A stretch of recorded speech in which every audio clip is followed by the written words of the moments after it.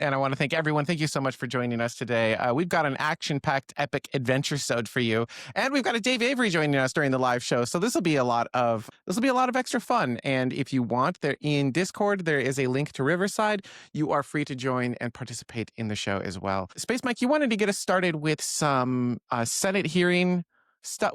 Man, sounds so exciting when I say it that way. Let's start with Senate hearings. Well, it was a particularly, well, I think it's important. It might not be necessarily important because there wasn't a whole lot of particular progress made per se, but there was a lot of really great points brought up by Jim Bridenstine and Mike Gold, the CEO of Redwire Space, and who has in the past worked at NASA and was hired by Jim Bridenstine to help out with, literally crafting the Artemis Accords. And so they had some really good opinions. What I didn't like is that there was no representatives from some of the main parties that were being criticized during this hearing. There was supposed to be a guy who is the director of the Commercial Spaceflight Federation, which is essentially a nonprofit, but they still are representing the interests of commercial spaceflight. And he was uninvited from this Senate hearing. So it would have been nice to have had one more voice to kind of defend commercial spaceflight that was criticized. So this first clip that I want to share, it is a little bit long. So if at any point you want to pause and start reflecting on some of the things that he said before we continue on, that's totally fine. This first clip, though, is criticizing basically all of the Artemis program. So I do appreciate his fairness in bringing out everything that is falling behind. And by the way, the purpose of this whole Senate meeting was about whether or not NASA is going to be able to beat China to the moon. So in that context is where we get the start of a lot of his criticisms for every single part of the program. So without further ado, let's start listening to some of the things that Jim Bridenstine had to say at this Senate hearing. The purpose of this hearing is, are we going to be able to get to the moon first? I mean, that's the title of the hearing. And I will tell you, and I know there's going to be questions, and I'll go into more depth later, but look at the architecture that we have developed to land American astronauts on the moon. Look at the architecture. It is extraordinarily complex. In some cases, it hinges on me saying here today that it is highly unlikely that we will land on the moon before China. And I'm going to explain it in the next 2 minutes. So, number one, we have the SLS rocket, which is the most powerful rocket ever built. And Senator Cruz mentioned, yes, it has had its problems in the past. It has been expensive. It had overruns, all those things, but it's behind us. It's done. We need to use it. We have the Orion crew capsule, which quite frankly is a shiny object in this whole thing. The Orion crew capsule is not only usable today, but ultimately the cost is going down because more and more of it is reusable every time we use the Orion crew capsule. Those two elements are in good shape. I will tell you, I have been critical of both in the past, in front of this committee and other places, and I'm more than happy to be critical of all of our contractors, just to be really clear. But I will say what we don't have today. Here's what we don't have today. We don't have a landing system for the moon. And there was a moment in time when we had no NASA administrator. It was after I was gone and before Senator Nelson became the NASA administrator, and architecture was selected. And I don't know Okay, how this hang happened. on. Pause. I don't know. Okay, so first off, continuing here, Aravel does say that's huge. That's Massive. factually wrong on SLS. It's fourth most powerful. It's like look over the huge banner that creates. Love that we can get that on screen, though. That's great. Sponsored by Mountain Dew. Yeah. Okay. So Big thing he's that gets partially right and he's partially wrong so far, right? Right. So like there is a lander. Okay. Okay, just remember who Jim Bridenstine works for these days. Yeah, to Actually, be clear, he is an employee of United Launch Alliance right now. So He's a spokesperson for United This is starting Launch to make more Alliance. sense. mm-hmm. Well, no, it doesn't make more sense because what is ULA doing in all of this? Right? Like, it's not Boeing, it's They apparently pulled out ACEs out of the archives and are pushing that again for Centaur 5 as a potential option. However, there's no plans, and I don't know yet of any specific programs that they're trying to apply to Well, who's provide that as a providing service. who's providing the labor force for SLS to launch? All the preps. Is that ULA? I feel like there's a lot of crossover. Or is actually that don't know. the USA organization did all this stuff? I actually I don't know. From Yeah. my understanding, it is that shuttle workforce, but it's like for core stage stuff and like the factory in Mississippi, that's Boeing employees, but they're also ULA employees because of that weird parent company crossover thing. Mhm. I don't know. I have zero idea how much of this is actually going on, but I do know that between those three groups, the USA Working Group, the Boeing Group, and the United Launch Alliance Group, that there's crossover and that people in all three of those groups are the same person. I don't know how many, but I do know that happens. Okay. I mean, at the end of the day, he's basically saying, look, we're not He's going to make it advocating back for to the home moon team. before China. I'm sorry, say again? He's advocating for home team. He's advocating for home team. And he's saying home team is not playing ball very well right now, right? Like home team is currently on a losing path, right? If we were to summarize what he's saying, I'm not sure he's entirely wrong. Maybe. He's I got, mean, someone's, you know, he's got some more to say. who has a lander? So we might want to watch a little more. All right. Yeah. Let's keep going. At least since I've been paying attention, the biggest decision happened in the absence of a NASA administrator. And that decision was, instead of buying a moon lander, we're going to buy a big rocket. And I want to be clear, we need this rocket to be successful. It's important for the country and it's transformational. But in the meantime, the architecture is as such. We need to launch Starship. That first Starship is a fueling depot that's in orbit around the Earth. Then we need to launch, nobody knows, but it could be up to dozens of additional Starships to refuel the first Starship. So imagine launching Starship over and over and over and over and over and over and over and over, dozens of times, no delays, no explosions, to refuel the first Starship. Then once it's fully refueled, then that Starship has to fuel another Starship that is in fact human rated, which that process hasn't even started yet. By the way, that whole in-space refueling thing has never been tested either. We're talking about cryogenic liquid oxygen, cryogenic liquid methane being transferred in space, never been done before, and we're going to do it dozens of times. And then we're going to have a human-rated Starship that is refueled Perfectly. all the way to the moon. Now, when it goes to the moon, we don't know how long it can be there because it's boiling off the entire time it's in orbit around the moon. We don't know how long it can be there, but while it's there, we have to launch the SLS, we have to launch the Orion, the European Service Module, we have to have astronauts and crew all ready to go. And they have to orbit the moon themselves in that window when Starship is around the moon, and then they have to dock around the moon. They have to transfer from the Orion into the Starship. It has to go down and land. When it's on the surface of the moon, Starship is gone, or Orion is gone for the next 7 days until it comes back around in near rectilinear halo orbit. So our astronauts are right now planning to be on the surface of the moon for a period of 7 days without any way home. This is an architecture that no NASA administrator that I'm aware of would have selected had they had the choice. But it was a decision that was made in the absence of a NASA administrator in the last administration. It's a problem, it needs to be solved, and that puts us as a nation at risk of not being the first on the moon.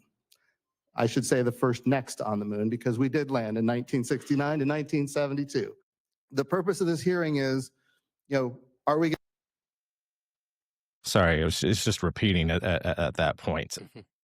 So, first of all, a couple of things. He's not necessarily wrong, but the same is true of every architecture. It's not necessarily fair to single out Starship when Blue Moon Mark II also has to do orbital refueling in order to pull off this mission of first getting to NRHO before doing a landing mission on the surface of the moon. And even if it's Blue Moon or if it's Starship, if we use the current architecture of Gateway and first going to near rectilinear halo orbit before going to the surface, everyone is going to be stuck there for 7 days. because of the way that they've planned this out and the rendezvous windows that you would have with Gateway, no matter what landing system you have, you're going to be stuck there for 7 days regardless, because of the architecture that we've chosen. Later on, he goes on to praise the Gateway station and say that that's the answer to our problems. And there is a clip of that we can watch a little bit later. But man, he lost me on that one. Why does this need to be more complicated than it was when we did it in 1969 to 1972? Because The rationale they keep pulling up is that we want a sustainable presence and we want to not just have flags and footprints, but the actual plans for a lunar surface base are minimal. I thought the reason Okay, but you didn't send the pioneers out with skyscrapers. You sent them out with wagons, and they had to build stuff in situation. Like, there's got to be a delta in mass between what the Saturn can do and what Starship or whatever anything that you want to use that's currently available or will currently be available it can do. Like, fill that with the things that you need to start building stuff, and send, just like we did with ISS, send people for 6 months at a time or a year at a time, and have them all work on something that's gradually built over time. You're there, you have a presence, you don't have anybody stuck with this insanely complex engineering chain of failures that can happen at any moment, stranding people, killing people. That's a risk to the program. Like, come on, it doesn't need to be that hard. I've got a question. Wasn't NRHO orbit predicated on SLS's capability and Yes, it nothing to was. do with the landers? That we could only put Gateway in NRHO because SLS could barely get it to the moon without using a near rectilinear halo orbit? Yes, and it's not just SLS, it's mainly the service module of Orion, which is less than half as capable of the service module for the I Apollo haven't any capsule. better talk about the European service module here. That is not allowed. Not allowed. I'm not talking bad. I'm not talking bad. In defense of the European service module, it is the only Best piece service module there's of ever been. Artemis hardware that is ready and on time and has worked perfectly every time, There we go. including during There we go. tests. So I'm not bashing the European service module. I'm just saying it's short, it's stocky. The amount of specific impulse and delta V that it can pull off is less than half as capable of the Apollo service module, despite being the same fuels, an upgraded, modernized version of the same engine.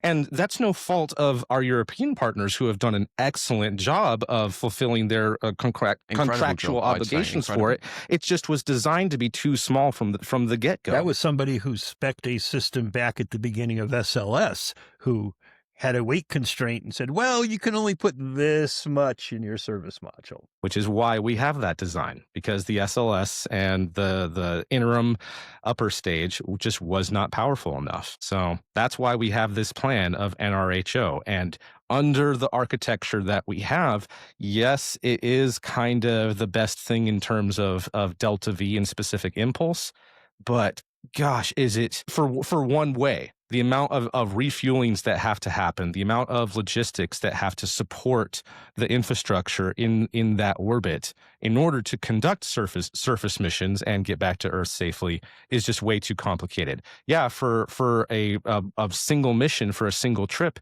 yeah, it might technically be the best specific impulse by 100 meters per second, less than the next best option. But again, there's a lot of work that has to happen in order to make that not one-way trip, but the round trip happen. So it's just really disappointing. And what confidence do we have in everybody's ability to hit their paper ratings? Their paper ratings? Yeah, on paper they say they can do XYZ. Like, I've worked for rocket companies that said they could do something and weren't able to get there. Well, all targets move left and right a little or a lot or an extreme amount or never get there ever. Yeah, but if you're building an entire architecture on it, you can't overclaim. You got to show up. Well, my question is, so 2 years from now, maybe 2.5 years from now, when Starship is like really operational, hopefully, and Starship decides just to go to the moon without an NRHO orbit and makes this whole thing look really silly, what's going to happen then? Well, wait a minute. Isn't that already the plan for Artemis 3? Aren't we skipping going to NRHO on Artemis 3, or am I getting confused with a different I thought mission? Artemis, well, I thought because of Gateway, we still were sort of planning to follow the profiles that were going to be Artemis. Right, but we're not launching Gateway until either the around the same time or after Artemis 3 is launched, so there's no Gateway to go to. However, no, you're right. I'm sorry, I'm mistaken. I'm wrong. They are going to NRHO because even though there's no Gateway there, that's still what Orion is designed for, to park there in NRHO before returning to Earth. So I'm sorry, I'm mistaken. You're right. It is going to NRHO for Artemis 3. And the intent is to still land on the south pole of the moon, I believe. So there would be an orbit capable of servicing such an area. I do have to say, though, all of the talk Bridenstine had on the timing of the selection of Starship as the first, if we cast our minds, back 5 years, but it might have been the interim period between Bridenstine and Nelson. But Starship, Dynetics, and the national team, those three were selected for initial studies in 2020, like halfway through his administration as NASA administrator, right? Though, Starship was one of three selected under his leadership, and then it was whittled down under the command, essentially, of Kathy Leaders, who was selected and appointed to her position by Jim Bridenstine. So it's like, if Bridenstine didn't want Starship, anyways, you know what I'm trying to say, but it's everything stems back to him. So criticizing that decision, I mean, I'm honestly not sure what he is trying to achieve with that particular pathway. I feel like he maybe was trying to be diplomatic of criticizing every aspect of it without getting in trouble with his job or with lobbyists or I think he was anything like that. criticizing the mission without being able to criticize SLS. Right. Yeah. I don't think SLS is the problem, in my opinion. I think Gateway is the problem. Everything seems to be based around this idea that we have to have Gateway. Gateway seems to be based around the idea that we need Gateway in order to go to the moon and stay at the moon. Do we? Do we? I don't What think if we got rid of Gateway? What if we got rid of all of the weird requirements of Gateway and we just yeet this stuff from the surface of the Earth to the moon and we build it out that way? I'm all for that, and I would be totally okay with reusing the modules that have already been built for some sort of new low Earth orbit station or something like that. PPE and the first HAB module would make a great core module for multiple stations to be put together. The big problem is that so far the investments, because metal is being bent, these things are under construction. The last statistic was that over 60%, I don't know how much over 60% of the investments so far into the Gateway modules development has been with international partners. If that had just been had been NASA money that had been spent on it so far, I think it would be a lot easier for us to say, okay, let's wash our hand of this. But because of that international involvement that was so promoted with the Artemis Accords, unless all of the partners can come to that decision collectively, I don't know the solution. Well, the other question How do we reimburse our European partners who have already invested so much into it? My other question is, if we don't have Gateway, how does Blue Origin work? Well, I mean, why? Wait. Why does Blue Moon need Gateway? They sort of are. They fit the original mission concept of lander docks to Gateway, crew docks to Gateway, crew habitates Gateway for a while. Some of crew hops and lander, goes down, comes back. In other words, the Blue Origin is the LEM module, as opposed to I disagree. I think they Apollo style it. Right? Like, okay, they were designed to dock with Gateway, then using a docking adapter dock directly with whatever ship is yeeting itself towards the moon, right? Like that is exactly what, that's how the LEM worked on Apollo. You went up, you took the service module, you attached it to the LEM, you pulled it out, off you go to the moon. Yeah, but I think it's anything, not saying I'm a qualified physicist and doing orbital mechanics and whatnot, but if anything, with my experience in Kerbal Space Program, surely a smaller lander would be easier to dock to than a bigger lander, because I think there was even a report, I'm not sure how long ago now, it was a while ago, but I believe there was a report that Starship docking to Gateway, there was some concerns, at least, because of the sheer mass of that vehicle docking to the relatively smaller mass of Gateway, there could be some torque issues with the connections there. And yeah, I can't remember all the details, but I do know there were concerns with that at least. So, theoretically, Blue Moon Mark II would be a more comfortable lander in terms of that sense. But yeah, I have to agree with Jamie. Like I don't see it as a huge uptaking from Blue Origin's point of view to change the docking adapter from an active to a passive or vice versa. I think Gateway's the thing in the way, right? Like Gateway's not the savior here. Gateway's the thing holding us back. If they want to get back to the moon faster, get rid of Gateway, dump those plans. We've already done this. We already know how to do this.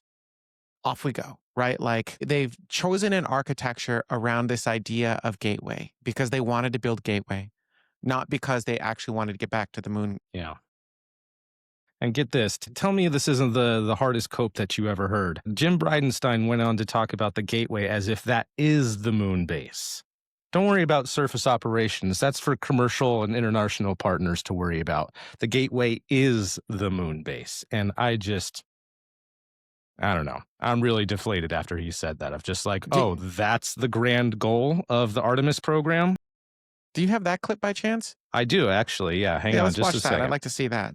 Assuming we all agree, which it sounds like we do, that we want America to lead the next space race, is NASA, as is currently configured, obviously it doesn't have a leader right now, hopefully soon it does, but is NASA, as is currently configured, ready to lead that race, or do we have to rethink how America structures our space program?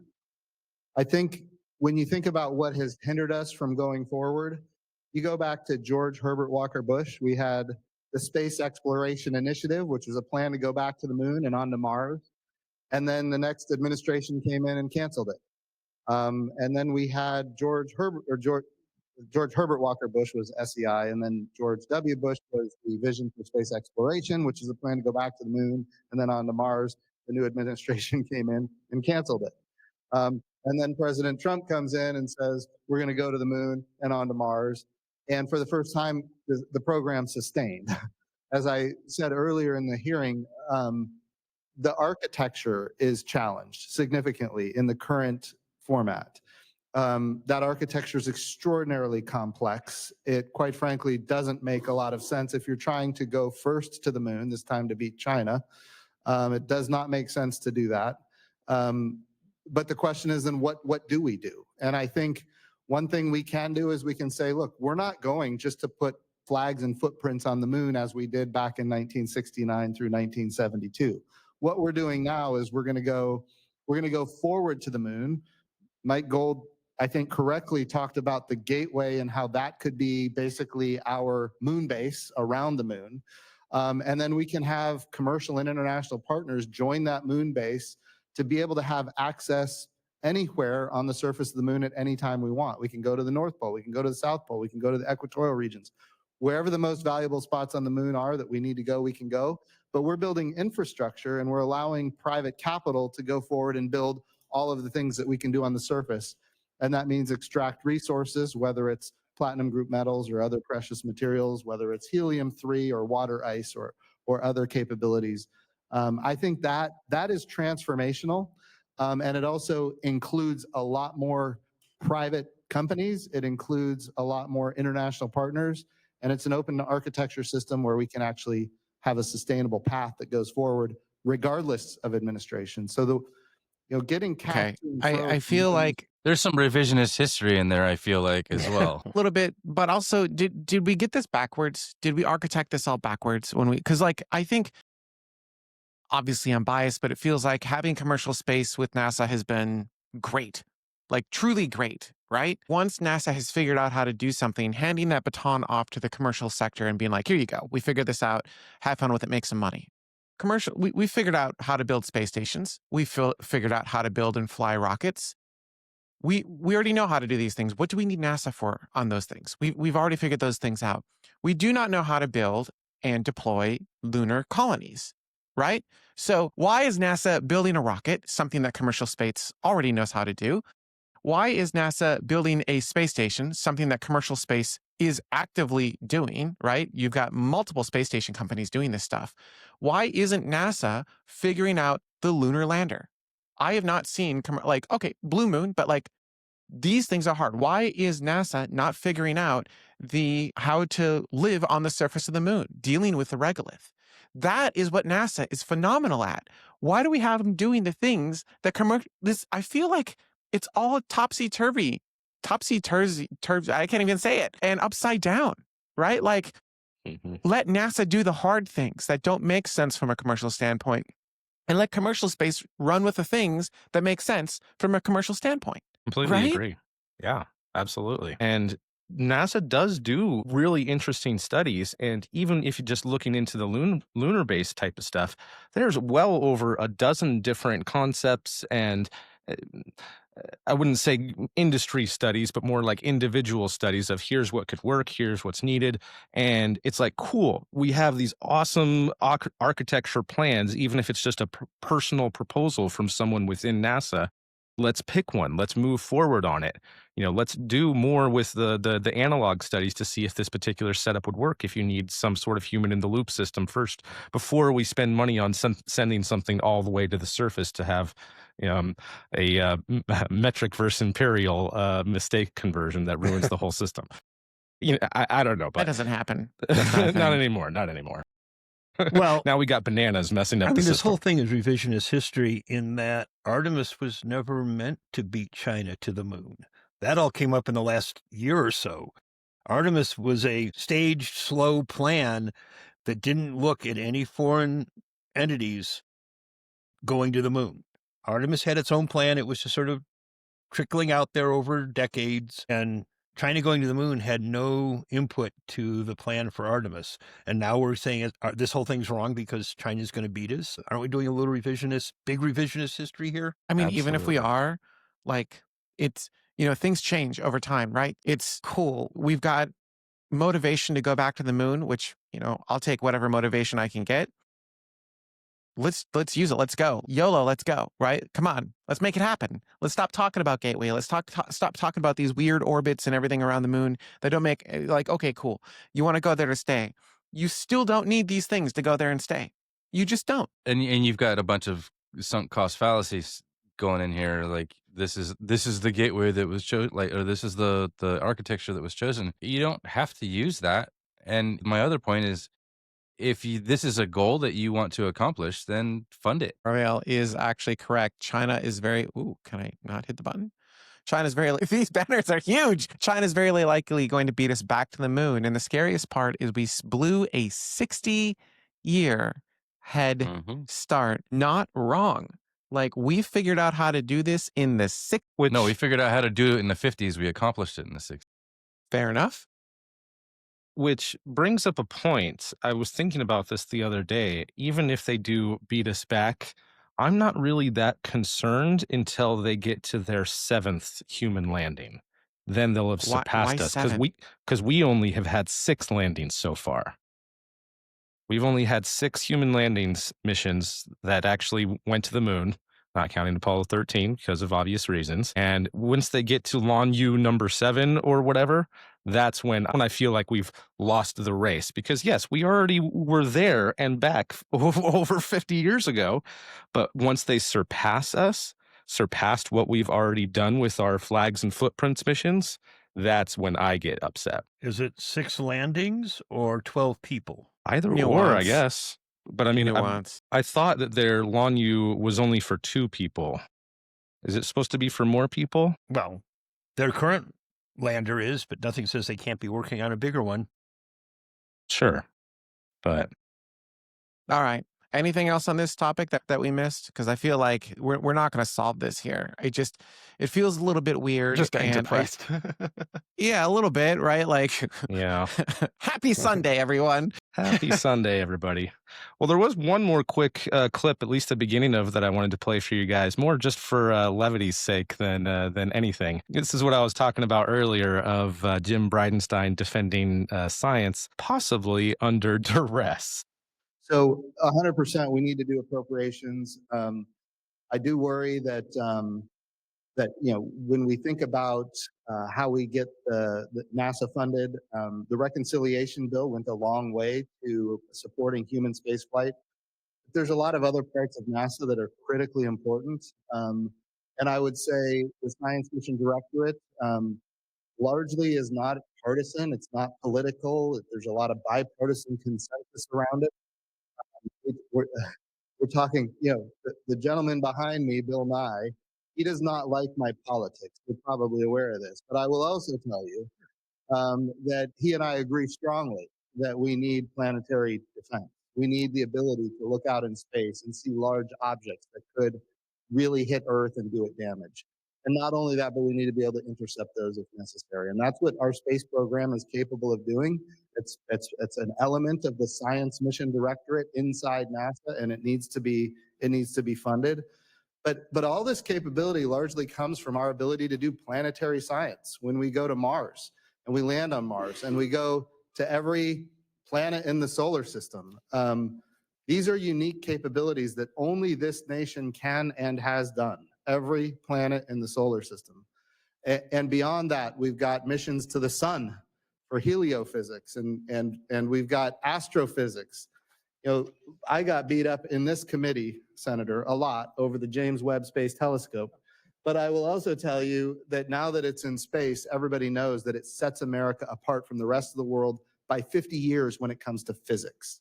Like, that's the impact. 50 years when it comes to physics. People say, well, why do we need to look at the stars anyway?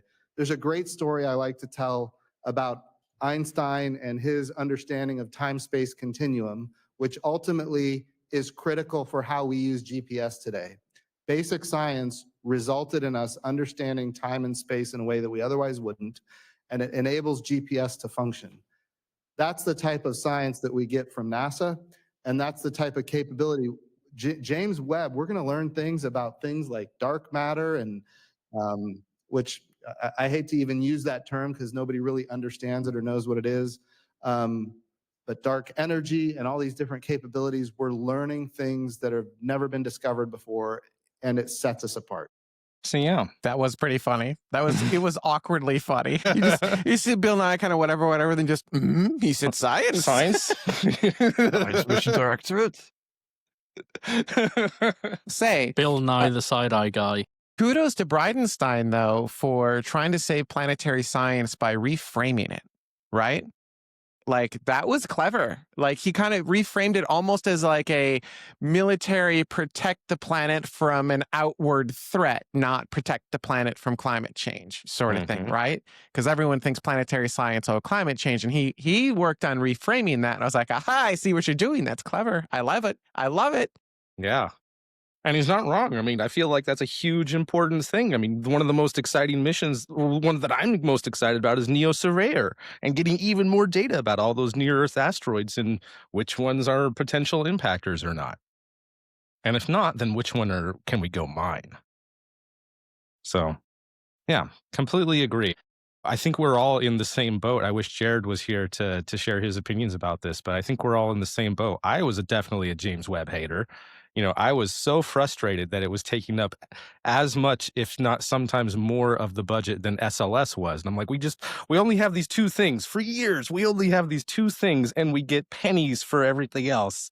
And then again, now that it is in space and returning data and its awesome images, I was wrong. And I'm okay with admitting that I was wrong, and it was worth the cost, and is going to be bringing even more stuff. I mean, I know he said that about dark energy and dark matter, whatever. I do believe that he is right, though, that it is, a step forward for us when it comes to physics and our understanding of the universe. So.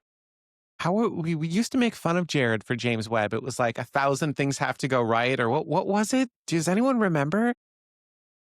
40 odd unfolds that it needs to do in order to make it it was all the something way like out, that. to unfold into its proper configuration in order to, chill down the mirror and actually view and be a telescope properly. And, because it's out in L2, it's not like you can just send up a Hubble servicing mission on a space. Well, BISAC. We lost It's SAC. not like you could just send up a shuttle servicing mission to go and rescue it like you could with the Hubble Space Telescope. Yeah. But hey, it's working brilliantly now, and everyone loves James Webb. You couldn't just send up a monocle to fix it? No, Hubble monocle. I love it. All right. I think it's time to move on. 44 points of failure. Was it 344 points of failure? I do remember that. That's ringing a bell. Consecutive single points of failure. Yeah. Yeah. He was nervous. I remember that. He was sweating bullets. It was so much fun to poke at him. All right. I think it's time to move on. Zach, are you Quiz able to is bring up ready. Quiz is the ready. thing? Yeah. So if I bring up this chat, All right, and then guys. I can. Since we're on a different program, we're figuring out how to do this again. The poll is on YouTube. For our trivia questions that we've been doing, Ryan, Take it away. I'll let Yeah. you take it away. Yeah. Sorry. So you did say that the poll is running on YouTube, right? Did I hear that It correctly? is, yes. Amazing. Okay, so chat, Wait, different okay, go ahead. different process this time around. We're doing a YouTube poll, like an actual proper YouTube poll in chat poll proper, which you can vote with instead of doing the hashtags. But for everybody else with us, the James Webb Space, speaking of James Webb, the James Webb Space Telescope has been studying Comet 3I Atlas. That's our little interplanetary friend, which was first detected a few weeks ago. James Webb has found it to have one of the highest CO2 to H2O ratios ever seen in a comet. But what was the ratio? Was it 2-1, 4-1, 8-1, or 16-1? Oh, where did that other audio come from? Probably me. Too many cooks. Too Okay, you're doing the many same as what I'm cooks. doing. Yeah. Oh, did you? Oh, yeah, you're playing the wrong one. I know I'm playing the wrong one because I don't have access to the one that you gave me. Oh my God. Or All right, you hang on. We're give going to keep me. going. Wow, we screwed that You up. need to Yeah, send me that I've got the music in Riverside. I did DM So you everyone that. gets We're a giving little everyone, bit, little like, bit extra longer time. to guess and or look Yeah, it up. you got more Yeah. time. All right. There we go. I'm going to go by the order that I see on my screen. Whether that's the order everyone else sees, I have no idea. But for Probably me, not. first up is Dave. What are you going with, Dave? You're muted. We muted. can't hear you, Dave. You're muted, Dave. Taking a totally random guess, and I said 4-1. Okay. Jamie, you're next up for me. What do you say? I'm going to say 8-1, Charlie. Okay. Jared isn't here, so let's go to Mike next. What do you say, Mike? I have no idea, so I'm gonna guess with 16-1. D. Okay. And Data, finally, what do you say? 16-1 as well. Okay. Do we have the chat answers? chat I don't know if we can said- The bring chat that up. results, but they are in the chat at the moment, and it has finished. And chat brought up 8-1 as Okay. their answer. Well, chat actually did a good job this week because it is indeed 8-1 is the correct answer, which means that chat and Jamie got that one correct. It is 8 Congratulations, CO2 chat. molecules for every H2O molecule. And Jared's 2-1 not here, seems so good. I don't have the chat, date. you got a chance to catch up and overtake him. Yeah, it's only a 33-point lead. You've got to beat. 33-point lead. Turns Oh, out my the key all goodness. along was to get out of EV Mux. I've still got the scoreboard, and I've still got to go through Oh my goodness. the check with the team about scores. Ryan, All right. Jamie, can you DM me some bits? Yeah, If we'll possible. do that after the Yeah. show. Do that after the Yeah, show. cool. But you have to stop screen sharing. I can't do it for you. Oh, I didn't realize Thank that. There you you. go. Cool. All right. Moving on to the next one, which I think was it Impulse? Yeah. Did you guys see that Impulse Space has updated their website and has a bunch of new information about their upper stages, Helios and Mira, their space tug? No, which one's I haven't had Impulse the Space? I don't opportunity remember. to go through the details, but I did look at the renders, and the renders are very pretty. So that's where Yeah. my attention immediately went for. And I was like, "Ooh, pretty renders!" And then I just, lost attention immediately. Oh, I'm disappointed. You didn't look at the stats and stuff? Oh, that's okay. That's okay. Impulse Space is the company that was founded by Tom Mueller, the rocket engineer scientist who helped develop. I feel like he's the chief designer for the Merlin engines for Falcon 9. Father of Merlin, 100%. Father of Merlin. He split off and in 2021 founded Impulse Space, which is building space tugs and a larger upper stage to be kind of like a kick stage, but an additional stage that is not exactly fully universal, but agnostic. It's not tied down to one particular booster. And on many of the boosters, it could fly within the payload fairing of already existing systems without requiring any upgrades. It can fit inside the payload fairing of a Falcon 9. It could fit inside the planned payload fairing of a Terran R. And with this latest update, they're even talking about how it could fly on Ariane 6. It could fly on H3, the now dominating workhorse of Japan's rocket launch industry. So there is a bunch of options that they have with this thing. And I really, really, really like their plans and ideas and their sharing of um, getting on the trend, the bandwagon, so to speak, of these orbital tugs. The idea with this is now that we're in this age of smaller satellites and rideshare capabilities, not everyone, although it's a much cheaper option to go on a rideshare mission, it's not completely fulfilling what they need. And so their first product that they've launched, their Mira spacecraft, is think of it as like the Photon spacecraft from Rocket Lab, of being extra kick stage that you can either mount payloads to essentially have this upper stage service module be take over the majority of the responsibilities of a satellite service module, and just have your instruments. Just put your instrument on it, or if it is deploying a secondary satellite, can do so in a whole bunch of different orbits, so that you could place this not exactly wherever you want, but a lot closer to whatever it is that your needs are, whatever type of mission that you are working on. And so that's great. And their Helios stage is essentially being able to provide geostationary access for rideshare missions that otherwise wouldn't be able to reach that orbit. So a whole bunch of extra capabilities.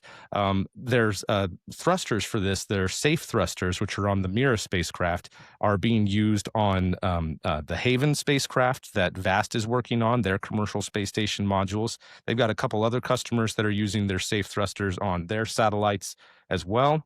And I think that they have a really good plan, and they already have quite a bit of business. Something that I was happy to see is that the first couple of their Mira spacecraft that they're calling Leo Express missions are already booked. The first two missions are already in space and went well, and they have a handful of other missions for geostationary orbit, and there might be some custom orbits in the future, potentially going to, who knows, maybe near rectilinear, maybe one of the L1 or L2 points between Earth and the Moon. There's some really advanced things that you can do with it, and with it being an agnostic vehicle and able to fly on multiple rockets, it could be a real boon to the industry. That's just my opinion, though. There was unrelated, but relatedly related. Melanie says, if you think about it, Lyft has the perfect name to get into space business and do some more ride shares. That's pretty funny. Yeah, I mean, is this going to become another oversaturated market, do you think? Or is it just that so many people aren't doing this yet? Because it's really just what, Impulse and Rocket Lab right now? Is that? Sort of. I guess that they're the first two that are operational. There's a handful of other companies like the D Ion spacecraft. Why am I blanking on what their company name is right now? D-Orbit. D-Orbit, thank you. They have their Ion spacecraft, which has already flown on a couple of the transporter missions, and it's essentially another space tug service module that so far has only been delivering CubeSats to separate orbits from wherever it gets dropped off on in the transporter missions. But same sort of thing. You know, you've got this medium spacecraft that is able to take smaller spacecraft to unique orbits. So and that's just one. There's several other. As a matter of fact, NASA is putting out proposals, and looks like there might be some funded Space Act agreements available for space tugs and orbital transfer vehicles. As a matter of fact, Impulse Space is one of the people that NASA is looking at potentially working with and giving them a contract for whatever type of missions that they are looking at this system to utilize it for. Well, if it's a Tom Mueller company, you know the engines are going to be epic. Epic. They're going to be Yeah. epic. Like, this is going to 100%. work well.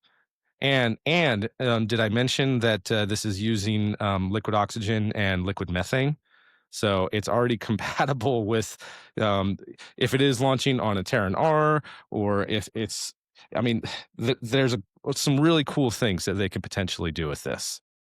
And yeah, even just on a Falcon 9 flight, you would get different amounts of payload, but they're talking about going to medium Earth orbit, geostationary transfer, translunar injection on the way to the moon, or Earth escape to support interplanetary missions like towards Mars. So a lot of really That's pretty things that awesome. they can do. And for those who care, it's 4.5 meters in diameter and 6.5 meters tall. So again, a lot of those vehicles they mentioned, it can fit within them without having any sort of special payload fairing. Falcon 9, Falcon Heavy, Starship, Terran R, New Glenn, Vulcan, Eclipse, Orion 6, and H3. So this is really cool. I like this a lot. When does it fly for the first time, or did they not say? I believe that they are aiming for 2026 for the first flight of this. Yeah, 2026 Caravan 1 for their first Helios mission. That's the larger upper stage, and that'll This is have Hit the aerospace. book. It's Hang on, 6 hang months on. out. Hit book flight on 2027. What happens? Have you hit that yet? yeah, brings up the forum. Do you want me to fill it out? What are we launching, Jamie? Yeah, what are we launching? Come on, chat room. What do you want to launch? I want to launch that greenhouse that Elon Musk wanted to launch way back in 2002.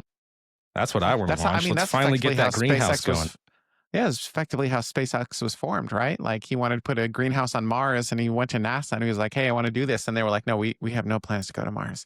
And he's like, "What?" All I right. do find at least the physical characteristics of the new kind of, it's much stubbier, it's much shorter Helios than the renders that were put out. I guess you could say kind of the preconceptual renders that they put out about a year ago at this point, I think, off the top of my head. But yeah, it's definitely interesting to see them kind of rejigging the actual form factor of that vehicle. I guess that means they could fit, physically more payload inside pre-existing payload fairings, Falcon 9, Terran R, Ariane 6. I mean, Terran R and Ariane 6 kind of share fairing manufacturers, so I guess you could see why Ariane 6 is suddenly becoming an available option for an impulse space mission if it all fit inside the exact same payload fairing. So yeah, why not? All right. I feel like we're ready to move to the next trivia question.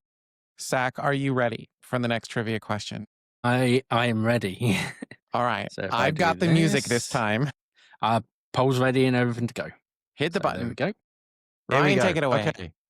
So on Friday, it was the 48th anniversary of the launch of Voyager 1.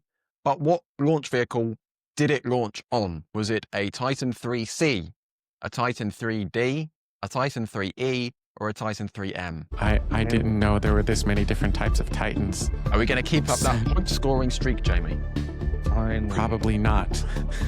I should know this. I should know this. That was my birthday. Don't have the scoreboard ready yet. I didn't working even know on a Titan 3M was a thing. I knew there was a Titan 3, but I didn't know there was Charlie, Delta, Echo, or Mike. So Finally, one I know. You should ask me last. I would love to Okay. talk about all four of those different variants, so you understand what they God. are. what's the answer, Mike? I'll leave you until the very end. So No. Help me, Mike. Help me, Mike. What's the answer? No, Dude, let's do Mike We're leaving you first. until the end. We're leaving you until the end. Dave, I'll start with you again. How you be answering? I'd be answering Titan 3 Echo. Charlie. Okay. Jamie, what are you saying? You said Echo. I'll do Charlie. Okay. Data? That's a Delta 3 Charlie. Not sorry. Yeah, a Delta 3 Charlie. Well, you Delta? got it way wrong. It's Titan 3. Delta. Oh God.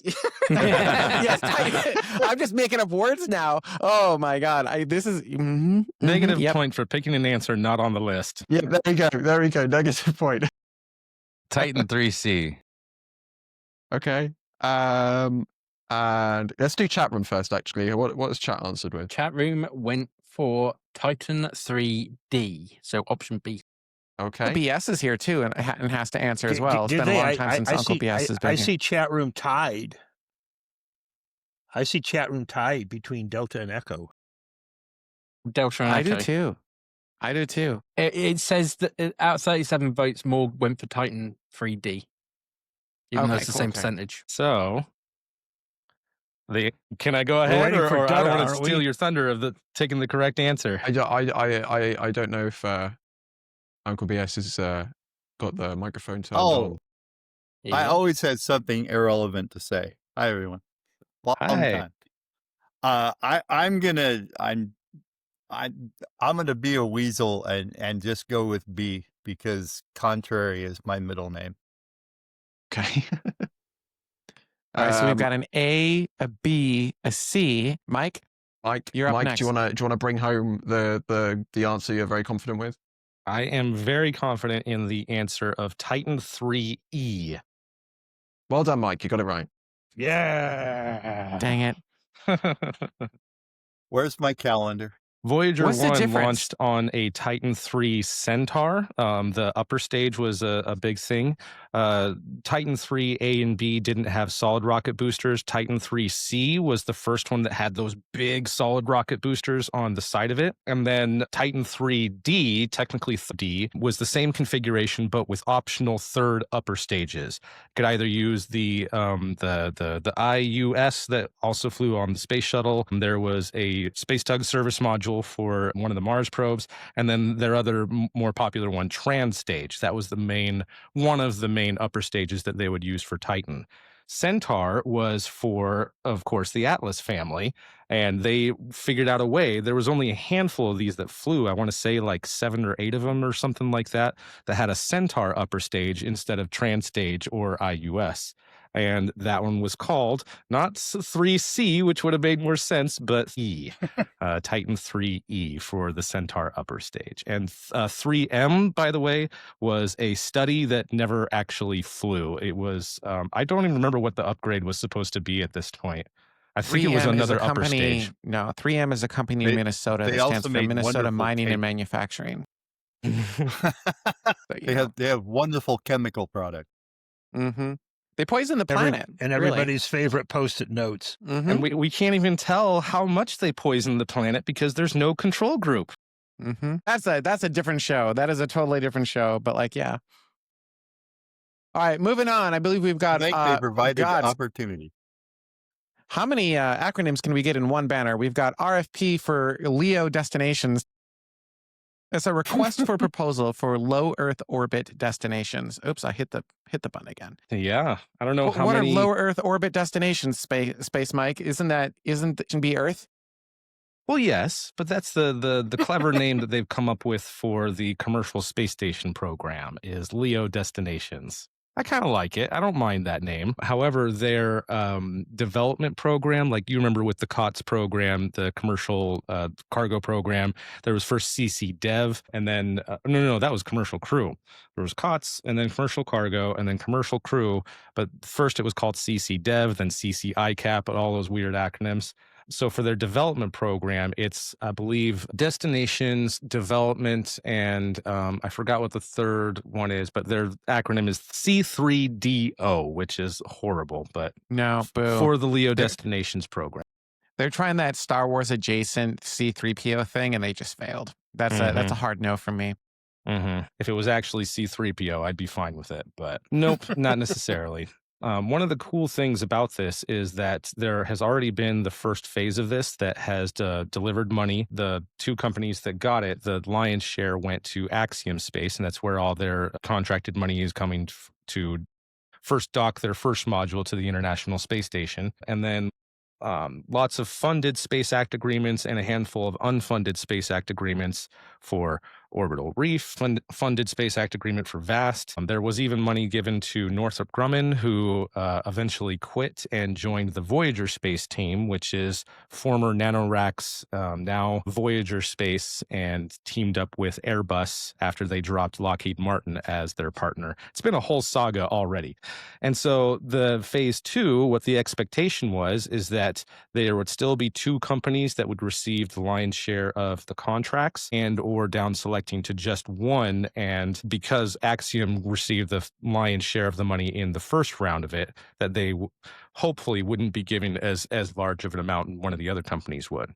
Well, what NASA has done is instead of getting to a down select process of picking one or two, they still are talking about having at least two providers for redundancy, which I think is great. Now they're opening it up again, and that any of the companies that have either already gotten a funded or unfunded Space Act agreement can continue to compete in this. And they've lowered some of the restrictions, not necessarily for safety, but architecture and what systems they can use, what contractors they can use, what hardware they can use. The cool thing is that NASA has just finally published a minimum list of requirements of what they want out of this system. Has to be compatible with existing commercial crew and commercial cargo. No problem. International docking adapters, which everyone was already planning on using anyway, or berthing adapters for, in the case of Cygnus or newer vehicles that might be coming online using the berthing system. And aside from that, the other main thing was that they want a minimum demonstration of a 4-crew mission that would be staying at their demonstration station for at least 30 days. So that's great. The only thing that hurts one of these companies is there's a requirement now that their demonstration mission, whatever their demo hardware is, would eventually be part of their final architecture. And the only one I think that that negatively impacts would be Vast, since they're planning on doing their Haven 1 and then not continuing to use that and moving on to their Haven 2 larger modules. So they might have to pivot and change their plans a little bit to make their demonstration module a more permanent part of their plan. I mean, that goes back to the question that was brought up earlier, which is from RL Vale, is this to allow Vast to be on-ramped? And it sounds like no, not necessarily. Or maybe it's just strong arm Vast into changing their plans for some reason. Like, that feels weird. Like, why? That doesn't make any sense. However, aside from that one thing, the rest of the requirements do make it a lot easier for Vast and all of the other companies that are looking into doing this. Still no promises as to whether or not NASA is going to be a guaranteed customer. And they're really trying to push these companies to come up with their own business case for operating it themselves.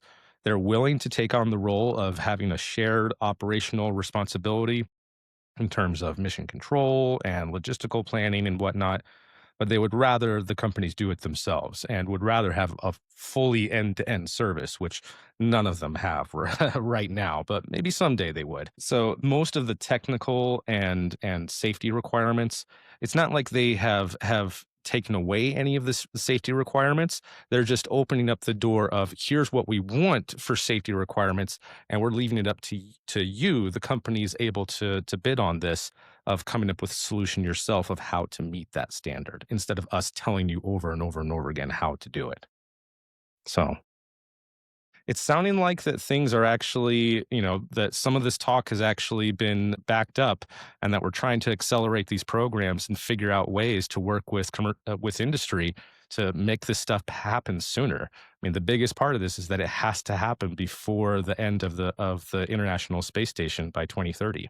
Has to happen by that.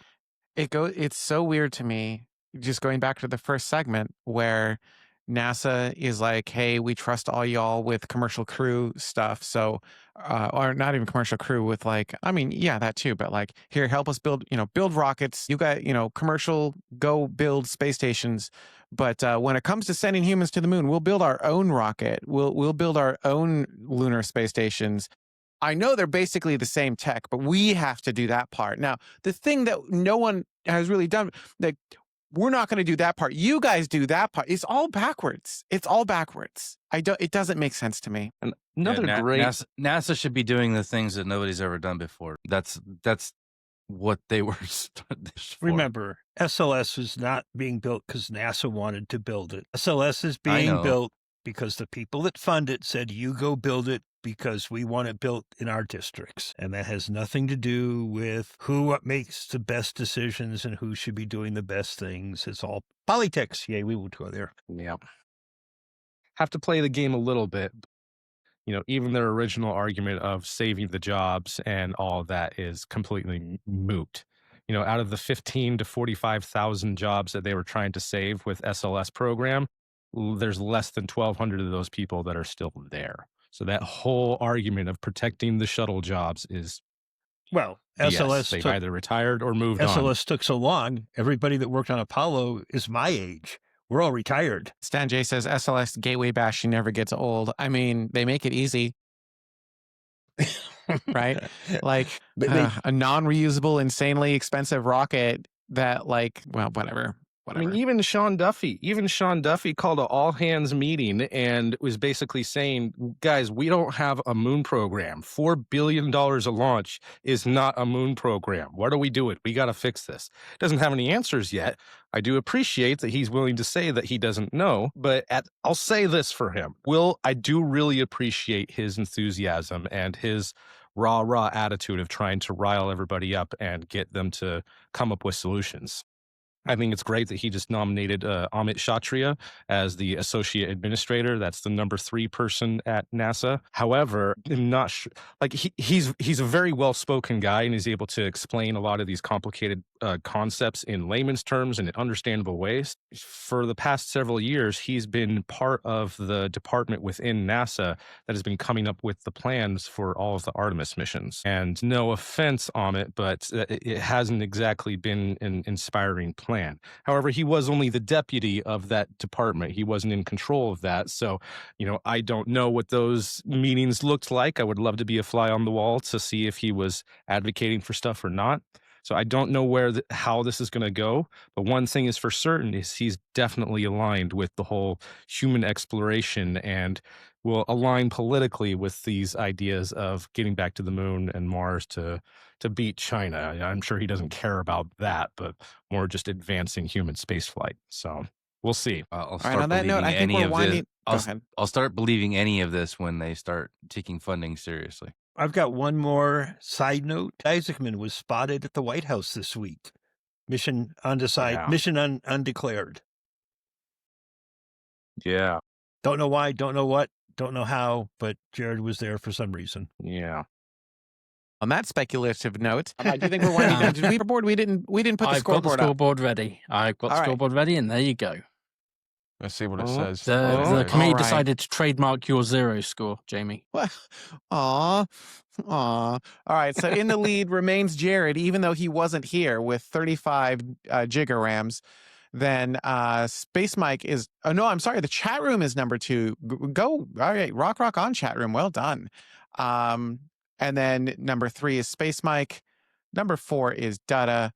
Number 5 is Dave, catching up very slowly, Dave, getting there. And also, Dave, thank you for the 5 gifted chats. Unfortunately, Riverside does not put up a gifted chat thing like EV Mux does. So that's lame. And then Ryan, of course, with infinity negative 2.5, giving him a total score of, as you all know, infinity, which is lame. I think you need to change the font on that one, though, because I can tell that's definitely just an 8 on its side, which means technically I have 5.5 points. You need glasses then. See, Jamie, you have a chance. You only got to get 5.5 points. That is an 8 on its side. It's not an 8 on its side. That's amazing. One side is bigger than the other. That's amazing. It's a very lopsided 8. Wait. No, it's just a perspective infinity, right? It's just tilted back a little bit. Yeah, it's angled. Exactly. All right. And then one thing I didn't think of, I don't suppose anyone happens to have the member slates that we can share. Oh, yeah. Hang on. Stand by. I've got the latest ones. All right. I'll tap dance for a moment. Poorly. This is going to be really awkward, but I really need to be heading out because we have the lunar eclipse here, which I want to see in about 20 minutes. So, all right. Have fun, Ryan. Thank you so much. Bid you adieu it was this point. Great Thank to have you on you, the show. Honorable Ryan Caton, Esquire. It was always a pleasure to have you on with us. Enjoy the lunar eclipse. As awkward, you could have turned off its camera too. Let's ask Ryan's chair some questions.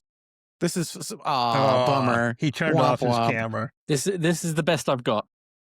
Hang on. Are you just going to scroll through in Photoshop the different? It's not Photoshop. CV Mux. No, he pulled up EV Mux. That's oh fine my too. God, that's amazing. That's amazing.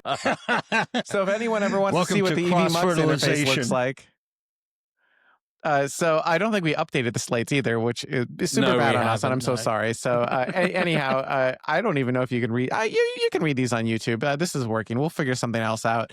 But thank you to everyone who contributes to the show week after week, month after month, year after year. This one is going to be a little bit different. Normally, you would have access to After Dark after this particular show. However, we're just going to keep streaming, and everyone's going to have access to After Dark because we did try something radically new this week, and I just want to get feedback on what you guys thought. Give you a little bit of information as to like why we did this test this week, and see if it's something that we want to keep doing. But yeah, there you go. That's our show. There's no closing video because of how Riverside works. So thank you all so much for watching, and we will see you next week.